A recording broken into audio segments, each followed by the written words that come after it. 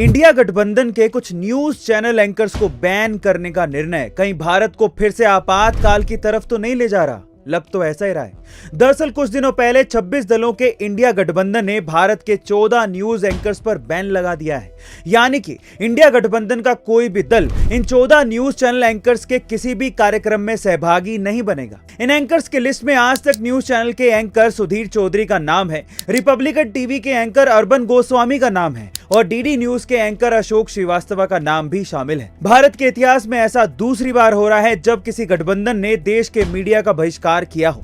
इससे पहले इंदिरा गांधी के दौर में आपातकाल के दौरान सभी मीडिया चैनल्स को बैन कर दिया गया था। गठबंधन के नेताओं के अनुसार ये सभी न्यूज एंकर्स अपने कार्यक्रम में नफरत की दुकान चलाते हैं, पर नफरत के बाजार में प्यार की दुकान खोलने के चक्कर में कहीं ये लोग ये तो नहीं भूल गए कि मीडिया किसी भी लोकतंत्र का चौथा स्तंभ होता है। वैसे गाइस, आपको इंडिया अलायंस का ये कदम कैसा महसूस करवा रहा है कमेंट सेक्शन में जरूर लिखेगा। क्या हम भारतीयों की जान इतनी सस्ती है? बेंगलोर से अमेरिका पढ़ने गई जानवी कांडूला की आज से 8 महीने पहले सड़क पार करते समय मौत हो गई थी क्योंकि वो तेजी से आ रही पुलिस की कार की चपेट में आ गई थी। लेकिन अब यह मामला इतना तूल क्यों पकड़ रहा है? वो इसीलिए क्योंकि वो यूएस पुलिस वाला एक वीडियो फुटेज में जानवी की मौत का मजाक बनाते हंसता दिखाई दे रहा है। जब उससे दूसरे पुलिस ऑफिसर ने पूछा कि अगर जानवी की फैमिली ने डिपार्टमेंट पर केस कर दिया तो क्या होगा, तो वो पुलिस ऑफिसर कहता है कि उस लड़की की जिंदगी की कोई अहमियत नहीं है, दे देंगे $11,000 और जान छुड़ा लेंगे। जरा सोचिए कि ये सुनकर जानवी के माता पिता पे क्या गुजर रही होगी।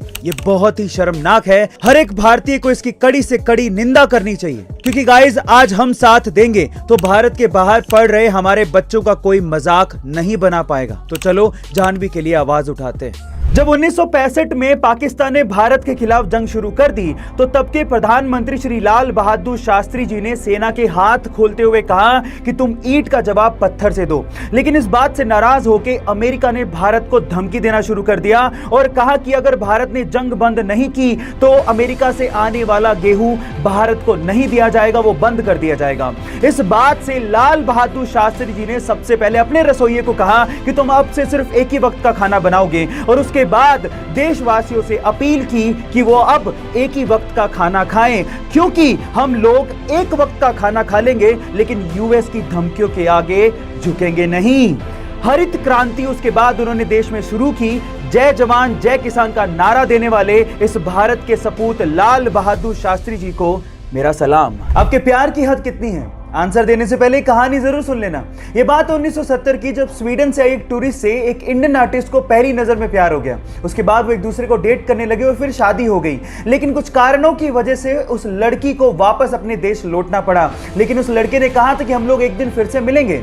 इतने पैसे नहीं थे कि वो लड़का फ्लाइट ले सकता, इसलिए साल भर बाद उसने अपना सब कुछ बेच के 60 रुपए में एक साइकिल खरीदी और 500 रुपए लेके दीवाना निकल पड़ा दिल्ली से अपने प्यार से मिलने। और 4 महीने की मशक्कत के बाद कोई टेक्नोलॉजी ना होने के बावजूद भी वो स्वीडन पहुंच गया।